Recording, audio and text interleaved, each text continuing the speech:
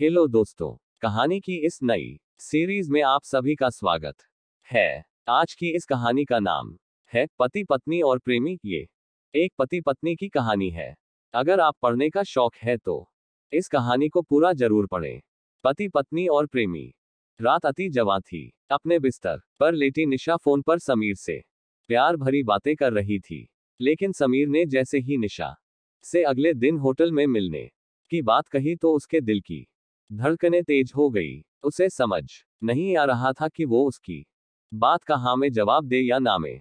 समीर की बातों को सुनकर निशा ने अपने कांपते होठों से कहा, निशा, होटल कौन सा hotel? Sameer, hotel blue diamond. Nisha, कुछ गड़बड़ तो नहीं हो जाएगी? समीर, कैसी गड़बड़? उद्धरण चिन्ह। निशा, आई मीन, किसी को पता तो नहीं लग जाएगा हमारे रिश्तों के बारे में? समीर, डर लग रहा है निशा, बहुत तो मिलना कैंसिल कर दे। निशा थोड़ी देर खामोश रही। उसने अपने बिस्तर के सामने रखे अपने पति पंकज की तस्वीर की ओर देखा, फिर कुछ सोचा और समीर से कहा, निशा, समीर, जब प्यार किया तो डरना क्या? मैं आ रही हूं तुमसे मिलने। अगले दिन निशा समीर से मिलने होटल ब्लू डायमंड पहुंच गई। उसने लाल रंग की साड़ी पहन रखी थी, होठों पर उसी रंग की मैचिंग लिपस्टिक, कानों में बड़े बड़े टॉक्स और खुले बालों में वो किसी अप्सरा के जैसी लग रही थी। उसने होटल के रिसेप्शन पर जाकर कहा,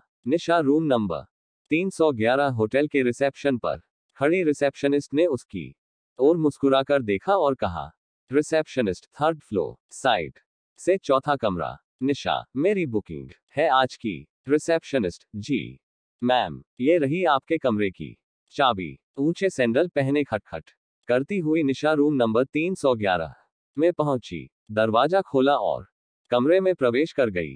अभी उसे कमरे में आए 5 मिनट भी नहीं हुए थे कि तभी दरवाजे पर दस्तक हुई। दस्तक की आवाज से निशा के दिल की धड़कन फिर से बढ़ गई। उसने अंदर से ही पूछा, निशा, कौन कौन है? दूसरी तरफ से आवाज आई, रूम सर्विस। निशा ने जैसे ही दरवाजा खोला, उसके चेहरे पर मुस्कान आ गई। निशा, समीर, तुम? समीर, नो नो निशा, मैम, मैं तो रूम सर्विस वाला हूं। उद्धरण चिन्ह। ये कहते हुए वो कमरे के अंदर आ गए और निशा के पास घुटनों के बल पर बैठ गया और एक गुलाब का फूल उसे देते हुए कहा, समीर, मैम, बताए ये बंदा आपकी क्या खिदमत कर सकता है? निशा ने उसके हाथों से गुलाब लिया और कहा, निशा, बस ये बंदा मुझे ढेर सारा प्यार करे, ढेर सारा। उद्धरण चिन्ह। ये कहकर वो समीर के गले लग गई। कुछ देर बाद वह सुध बुध भुलाकर एक दूसरे में खो गए। निशा शादीशुदा थी पंकज से।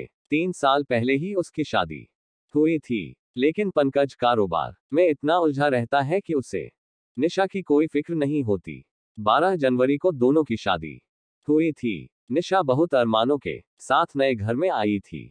वहां पर उसके लिए सब कुछ था, लंबी गाड़ी, बड़ा घर, नौकर चाकर, लेकिन सिर्फ पंकज का प्यार नहीं था।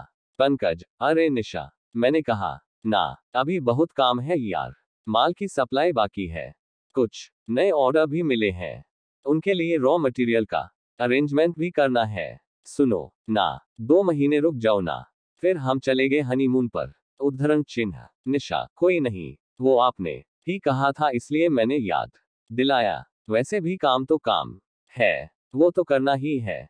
उद्धरण चिन्ह।